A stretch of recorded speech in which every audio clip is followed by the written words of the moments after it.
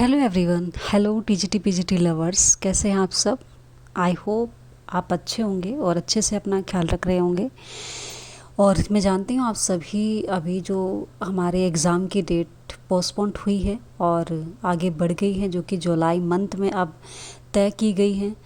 तो मैं जानती हूँ बहुत ज़्यादा इस वक्त एक ऐसा, अगर हमारे पास एक इस तरह का एक दौर है फ़िलहाल कि जिसमें हम ये सोच रहे हैं कि कैसे होगा, किस तरीके से अब एग्ज़ाम आगे, ऐसा ना हो कि डेट बढ़ती चली जाए और हमारी अच्छे से तैयारी भी चल रही है और उस तैयारी के होते हुए भी अब ये ऐन वक्त पर, जब कि मई स्टार्ट हो चुका है, अब हमारे एग्ज़ाम की बहुत कम दिन बचे थे, लेकिन ऐन वक्त पर ये एग्ज़ाम फिर से अब पीछे हट गया है। तो इसको एक अच्छी अपॉर्चुनिटी हमें समझते हुए हमें आगे बढ़ना है और अपनी अच्छे से तैयारी करनी है, क्योंकि ये जो समय हमें और 2 महीने का मिला है, ये समझ लीजिए कि ये और अच्छे से हम चाहते हैं कि ये एक और मौका, एक अपॉर्चुनिटी हमें मिली है ताकि हम और अच्छे से मेहनत कर पाए और अच्छे से अपने जो भी, जहाँ भी हमारी कमियां रह रही हैं, वो फिर वो चाहे ग्रामर के पॉइंट्स हो या फिर हमारे लिटरेचर में कोई पॉइंट्स हो या फिर हमारे फिगर ऑफ स्पीच से रिलेटेड कुछ चीज़ें हों या फिर हमारे जो भी मीटर्स है, तो उन सभी से रिलेटेड हम जो भी हमारी कमियां हैं उन सभी पे ध्यान दे सके, एक एक पॉइंट्स को अच्छे से कवर कर पाए ताकि हम कहीं पे भी कोई मिस्टेक ना कर पाए। और यही इस समय हमें करना है कि जहाँ जहाँ अभी तक हमने ध्यान नहीं दिया था उन सभी को अब हमें ध्यान देते हुए चलना है और एक अच्छे वे में हमें अपनी तैयारी को अंजाम देना है। तो इसी शुभकामनाओं के साथ स्टार्ट कर लेते हैं। आई होप आप सभी एक नए जोश के साथ, एक नई उम्मीद के साथ अब आगे बढ़ेंगे और अपनी तैयारी को एक नया दौर देंगे, एक नया मोड़ देंगे, ताकि बहुत अच्छे तरीके से हम अपना प्रयास जारी रखें।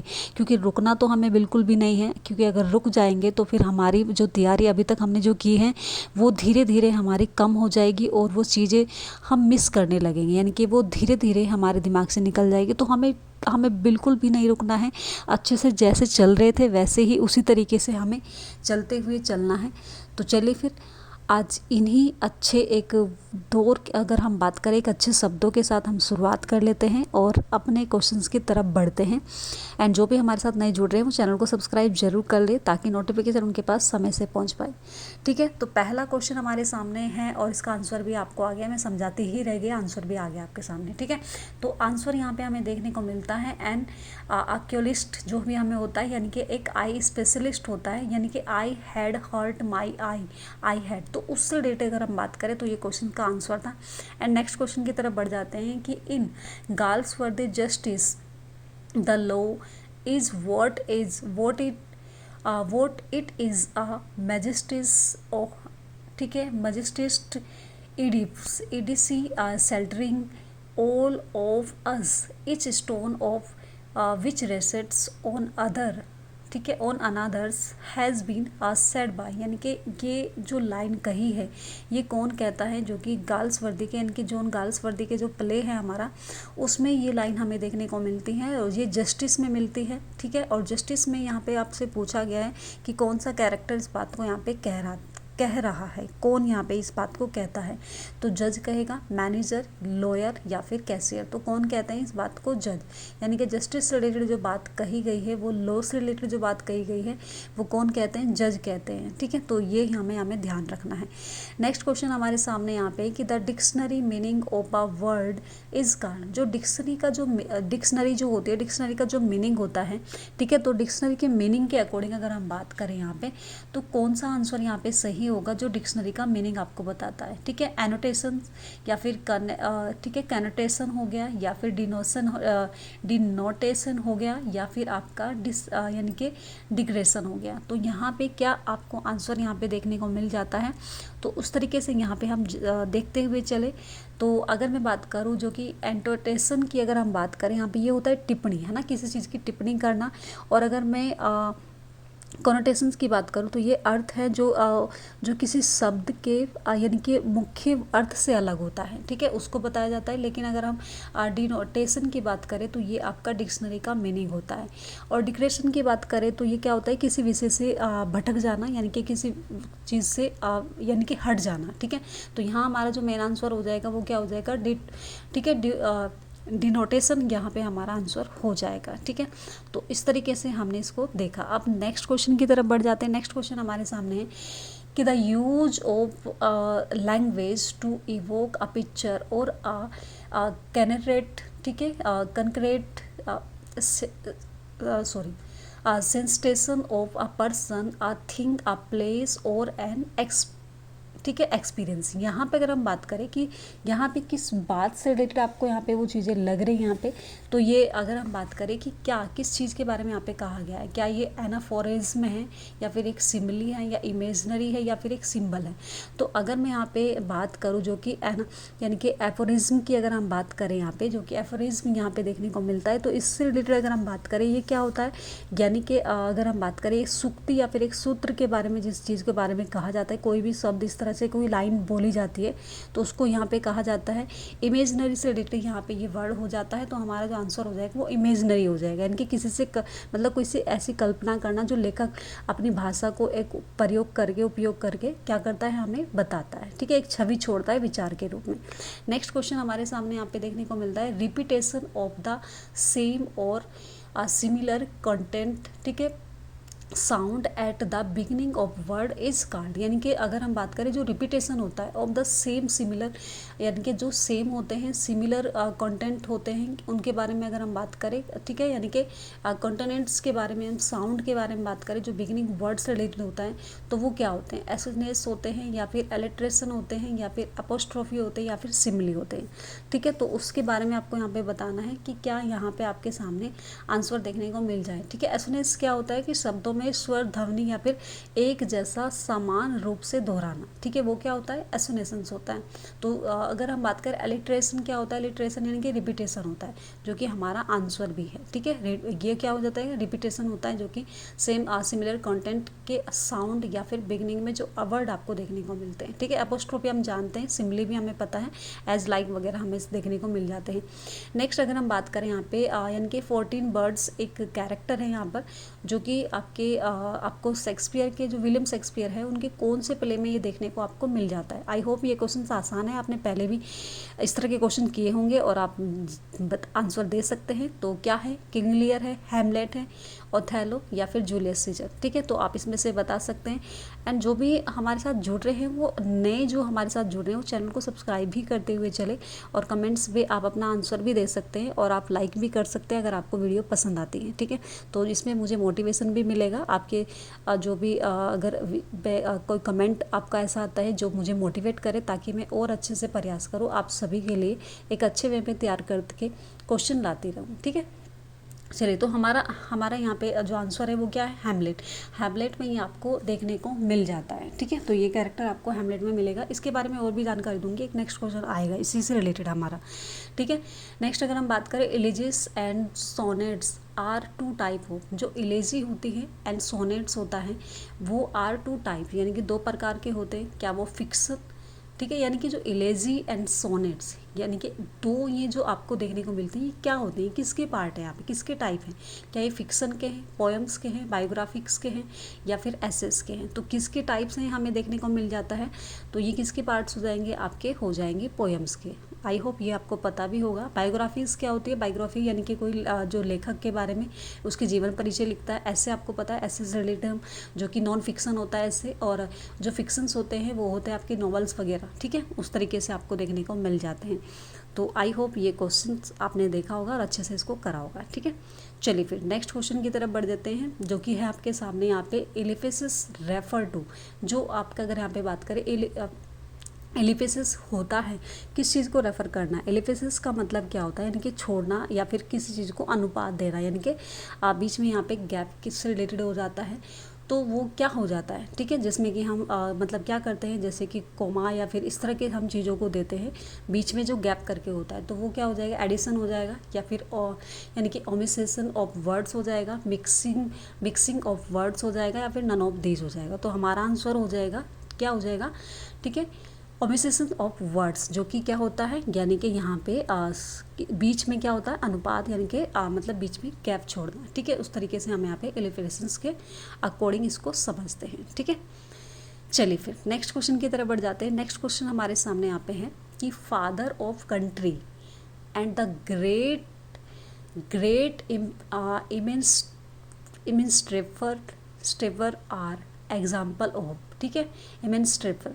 अगर हम यहाँ पे बात करें कि जो लाइन यहाँ पे दी गई है, father of country and the great administrator are example of, folly का है, या फिर यहाँ पे एपिटैफ है, या फिर ये एनालॉगी है, एनालॉग, या फिर एक, ठीक है, आपका यहाँ पे अगर हम बात करें एलेगरी है।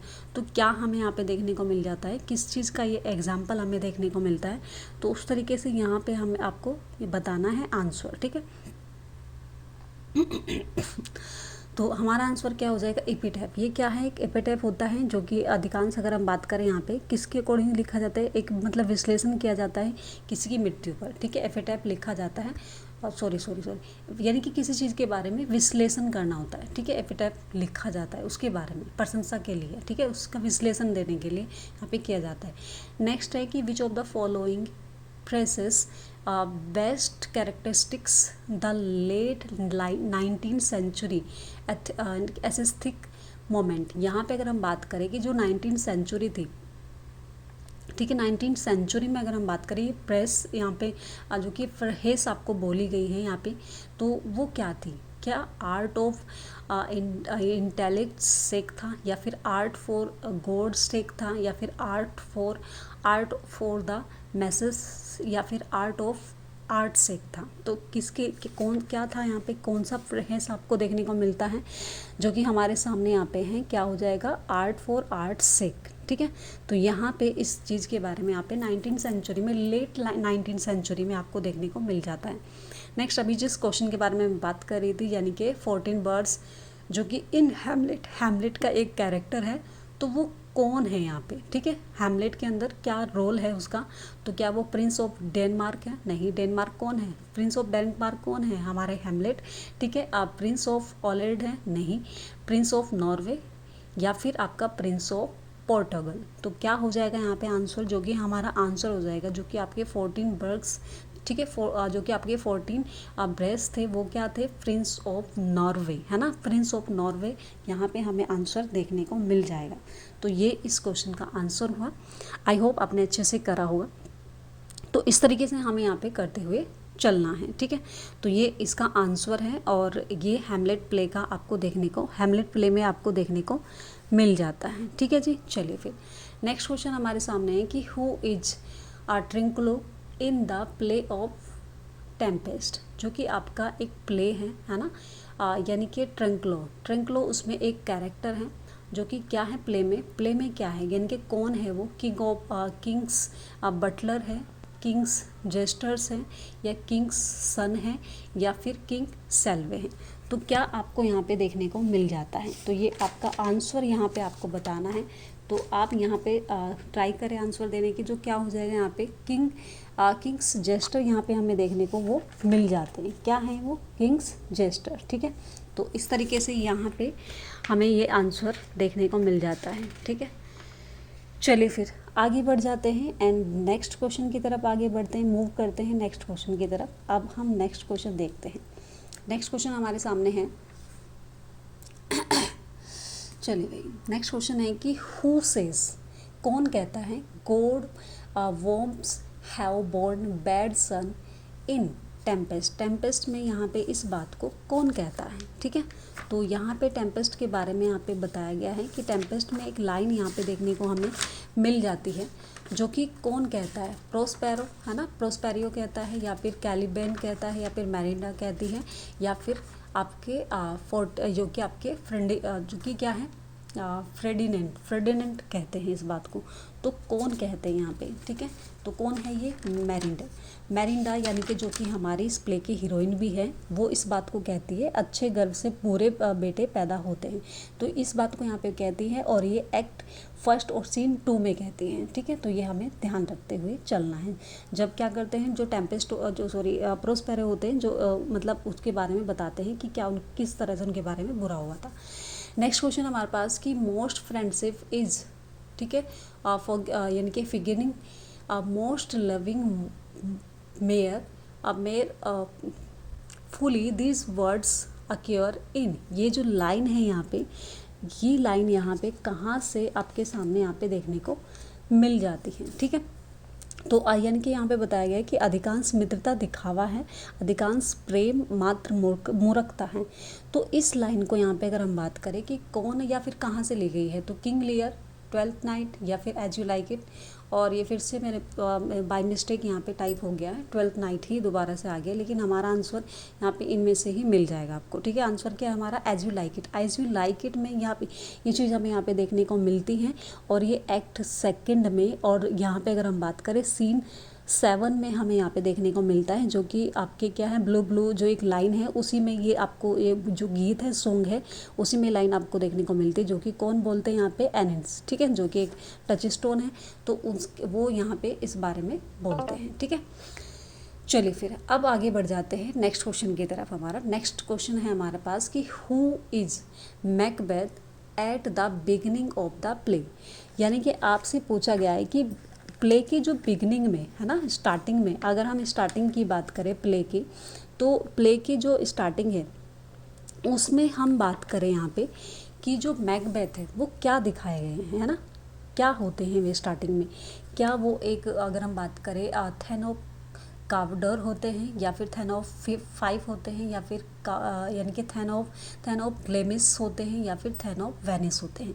तो यहाँ पे आंसर हमारा क्या हो जाएगा कि अगर मैं प्ले की स्टार्टिंग की बात करूँ, जो प्ले स्टार्ट होता है, तो हमारा आंसर हो जाएगा थेन ऑफ ग्लेमिस, ठीक है।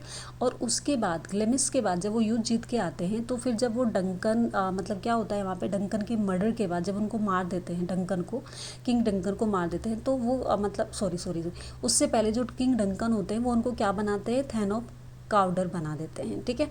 और इसके बाद आपको पता ही है वो किंग डंकन का मर्डर कर देते हैं, और फिर अपने आप ही क्या बन जाते हैं, वहाँ के किंग बन जाते हैं, ठीक है।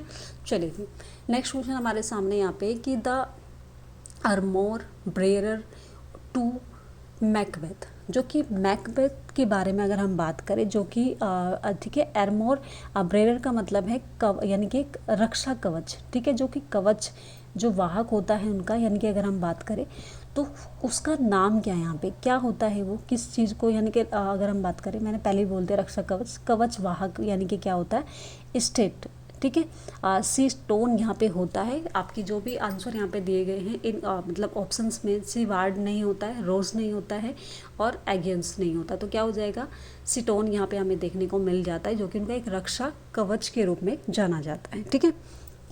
चलिए अब नेक्स्ट क्वेश्चन की तरफ बढ़ जाते हैं। नेक्स्ट क्वेश्चन हमारे सामने दिया गया है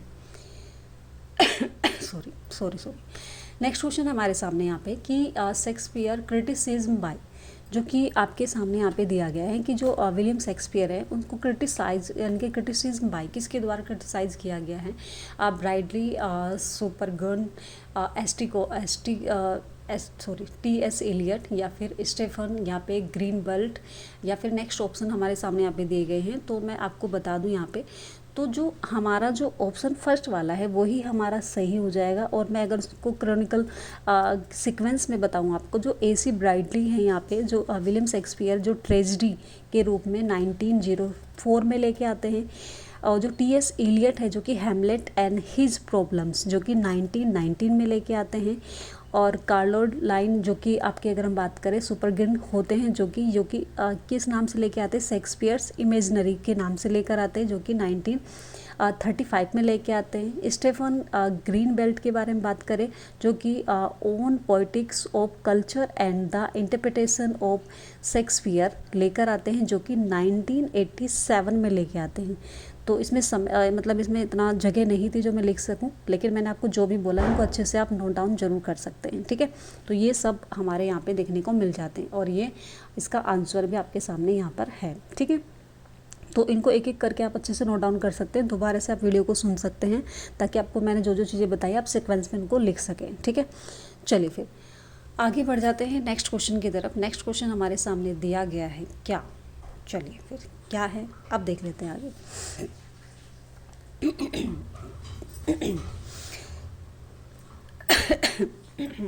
सॉरी, हाँ, अब क्वेश्चन की तरफ आगे बढ़ जाते हैं और जो भी क्वेश्चन का आंसर दे रहे हैं वो आप कमेंट्स में दे भी सकते हैं और आंसर भी बता सकते हैं कि कितने क्वेश्चंस आपके सही हुए हैं, ठीक है।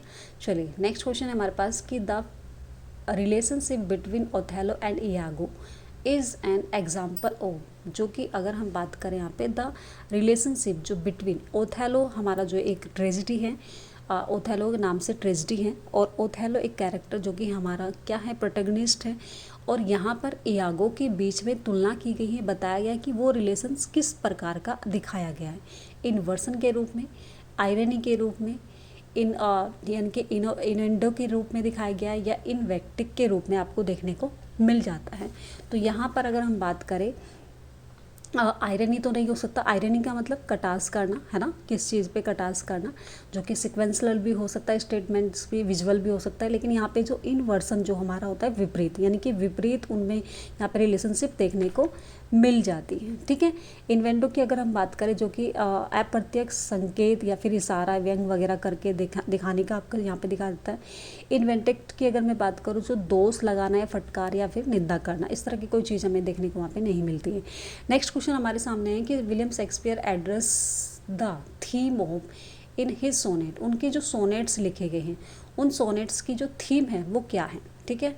Harmony, wealth, love and conflict, या फिर love, beauty, time and loyalty, या फिर peace, time, beauty and wealth, या फिर honesty, wealth, time and beauty. तो हमें पता है यहाँ पर अगर हम बात करें विलियम शेक्सपियर के जो सोनेट्स की जो थीम है वो क्या रही है, love, beauty, time and loyalty. यहाँ पर हमें ये आंसर देखने को मिल जाता है, जो कि ये इनके सोनेट्स की क्या रही है, थीम रही है, जो हम अच्छे से जानते हैं, ठीक है। हमने बहुत अच्छे से इसको किया है, कवर भी किया है, ठीक है, करते हुए हम अभी तक पढ़ रहे हैं।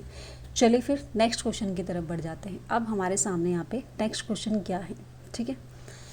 चलिए भाई नेक्स्ट क्वेश्चन है यहाँ पे नेक्स्ट एंड लास्ट क्वेश्चन हमारे सामने यहाँ पे देखने को मिलता है the basic theme of the Tempest is, जो बेसिक थीम है टेम्पेस्ट की वो क्या है यहाँ पर, फॉरगिवनेस है, फॉरगिवनेस एंड फ्रीडम, या फिर रिवेंज है, या फिर फ्रीडम है, या फिर रिवेंज एंड फ्रीडम है। तो अगर मैं बात करूँ रिवेंज तो होता है लेकिन मतलब पूरी तरीके से वो उसकी थीम नहीं हो सकती, फ्रीडम एक पूरी तरीके से हम फ्रीडम भी नहीं कह सकते और रिवेंज एंड फ्रीडम दोनों नहीं हो सकते। तो ठीक है, क्या है वहाँ पे, फॉरगिवनेस एंड फ्रीडम यहाँ पे हमें देखने को मिलता है। फॉरगिवनेस यानी कि वो सभी को माफ़ कर देता है एंड उन सभी जो कि आपके एलियंस होते हैं या एलियंस होते हैं उन सभी को क्या करता है, उनको जो एरियल्स होते हैं उनको सभी को आज़ाद कर देता है, फ्रीडम दे देता है, ठीक है। तो ये हमारे यहाँ पर इस टेम्पेस्ट प्ले की क्या होती है, थीम हमें देखने को वहाँ पे मिल जाती है, जो बेसिक थीम है। आई होप ये सारे क्वेश्चंस आप सभी के लिए हेल्पफुल रहे होंगे। इसी तरीके से आप अपना प्रयास करते रहें, अपनी तैयारी करते रहें, लगे रहें और बहुत अच्छे से आपकी जो मेहनत है वो ज़रूर रंग लाएंगी और आप एक अच्छे वे में एक अच्छे स्कोर के साथ आप अपने एक सीट पक्की कर पाएंगे, ठीक है। तो आई होप ये वीडियो आपके लिए हेल्पफुल होगी और पसंद आई होगी और इसी तरीके से आपको क्वेश्चंस की सीरीज़ ये आगे मिलती रहेगी, रेगुलरली मिलती रहेगी। अगर आप चाहते हैं रेगुलरली मिलती रहे तो प्लीज़ मुझे कमेंट में ज़रूर बताएं ताकि मैं आप सभी के लिए इसी तरीके से प्रयास करती रहूं और आपके एक क्वेश्चन सीरीज़ लेकर आती रहूं, ठीक है। तो चलिए फिर मिलते हैं नेक्स्ट वीडियो में एक नई सीरीज़ के साथ, एक नई क्वेश्चन के साथ, जो कि क्वेश्चन सीरीज़ और जो कि इम्पोर्टेंट क्वेश्चन की सीरीज़ मैं आपके सामने लेकर हाजिर होती रहूँगी। चलिए फिर मिलते हैं नेक्स्ट वीडियो में। Thanks for watching.